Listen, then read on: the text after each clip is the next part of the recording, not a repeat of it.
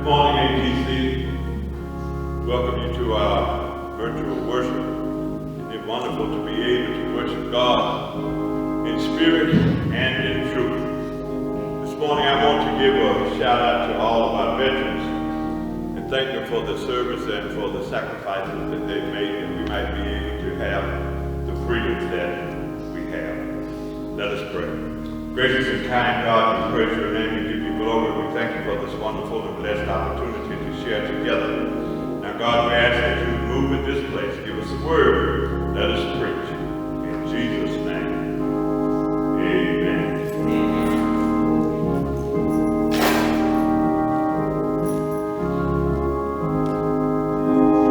Down at the cross where my Savior died, down where from cleansing from sin I cried, there to my heart was the blood of life, singing glory to His name.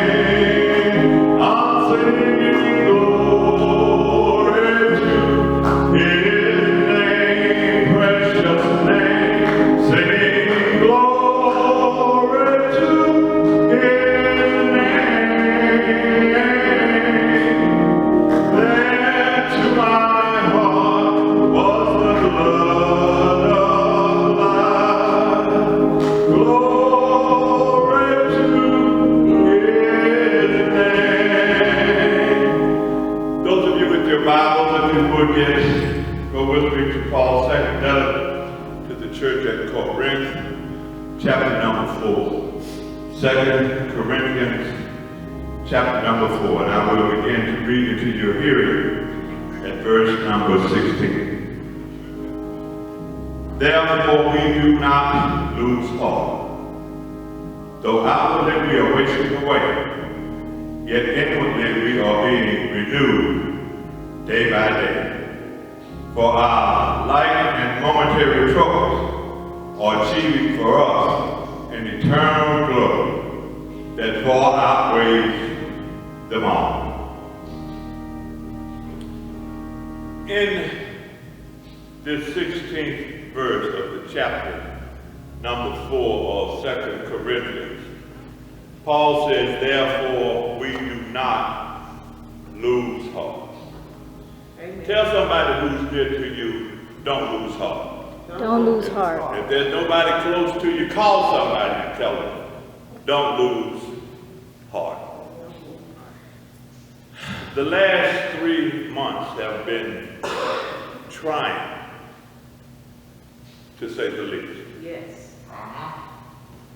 It's been hard being restricted to our houses and being barricaded out of our places of work and locked out of our favorite restaurants and unable to go to the hospital to see about our loved ones, Yes.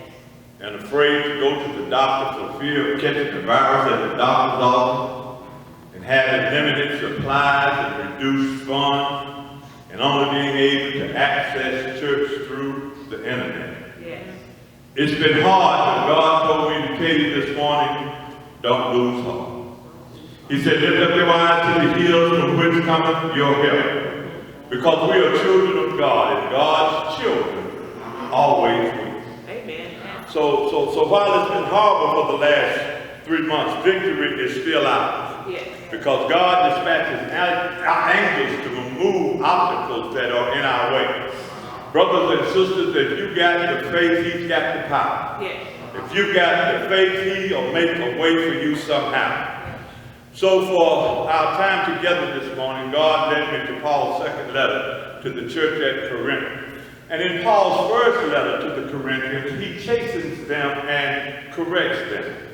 There were claims of spiritual superiority over one another, suing of one another in public court, abusing the communal meal, and sexual misconduct.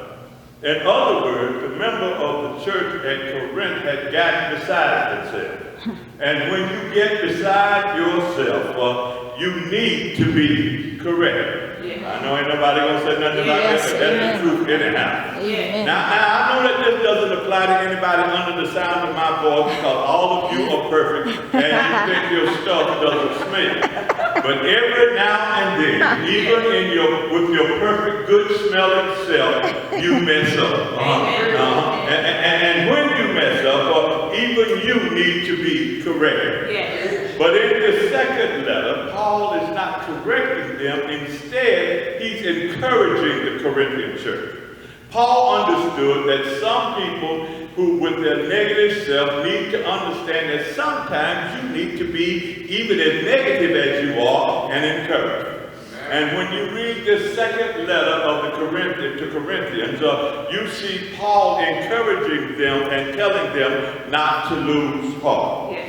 He says in the first verse of chapter 4, therefore.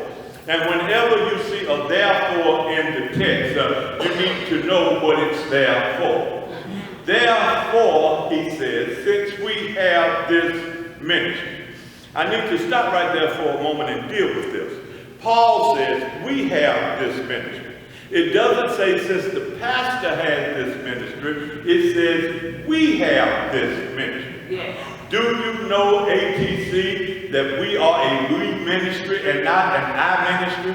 Yes. Everybody under the sound of my voice has a ministry. Everybody has a gift. Everybody has something that God has given them for them to give away. Yes. Therefore, since we have this ministry, we have mercy. We receive mercy and we faint not.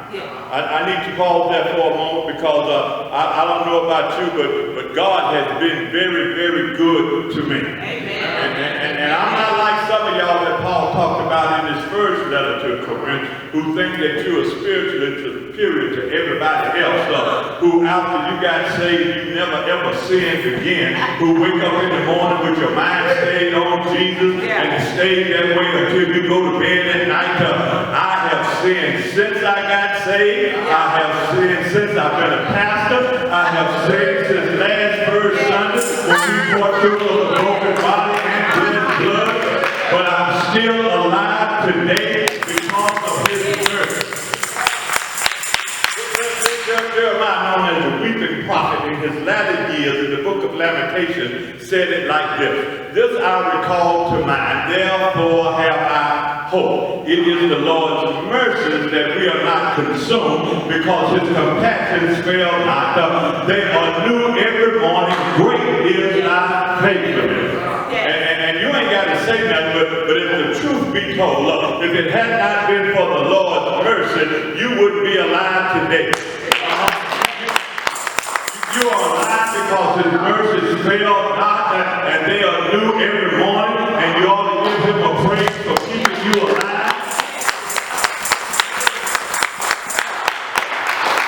97,000 people have died in this country in the last 3 months, and you are still alive. And you ought to give him glory for praising you. But that ain't all. There are over 38 million people in the unemployment line. And you with your blessed self are getting to work from home. So since he's spared you and is keeping you and providing for you, I've come to encourage you and to admonish you to not lose heart. Everywhere I turn, people are discouraged. I know we're in the middle of a pandemic, but we still have an opportunity to change the face of leadership in this state and in this nation. So just because you have a nice house and a nice car, don't think that you have a right. Put on your mask, put on your gloves, get yourself a face shield, and get out and vote. Because if you don't, Lindsey Graham and Mitch McConnell and Paul Ryan will be back in office, and people who look like us will continue to suffer unnecessarily. Discouraged. Pastors are discouraged and committing suicide. People are depressed and don't know which way to turn. But God told me to tell you this morning, don't lose heart. No matter what they say on TV, don't lose heart. No matter how bad our brain case looks, don't lose heart. No matter what they say on CNN and MSNBC don't lose heart. No matter what kind of mask you have to wear, and gloves you have to put on, and how much social distance you have to practice, don't you dare lose heart. Because Jesus said, let not your heart be troubled, believe in God, believe also in me. Tell somebody don't lose heart. Then in verse number 16, we see that word again, therefore. Therefore, don't lose heart. Yes. That's what the devil is trying to get you to do. He wants you to lose heart. He's trying to discourage you and trying to get you to give up and throw in the towel. That's why we have church every Sunday. Yes. Even when we can't get to the building, we still have church. Yes. Because we know that if we can make it just one more day, if we can just hang in there and refuse to give up, God's going to make a way somehow. I say God's going to make a way somehow. I know you are educated and middle class and upward and mobile, but the truth of the matter is you don't know how God did it. All you know is He did it somehow. You got that job somehow. You got that promotion somehow. You made it through the divorce somehow. You got that house somehow. Because there are people with education and contact that don't have the same thing you have, but because God heard the prayers of grandma and him, He made a way for you somehow. Anybody under the sound of my voice got a somehow praise? Lord, I don't know how you did it. All I know is you did it somehow. Yes. Yeah, I got to move on. Verse 16. Therefore, we do not lose heart. Though outwardly we're wasting away, yet inwardly we're being renewed. Yes. Day by day. Oh, bless His name. Just because you're getting older and your knees are hurt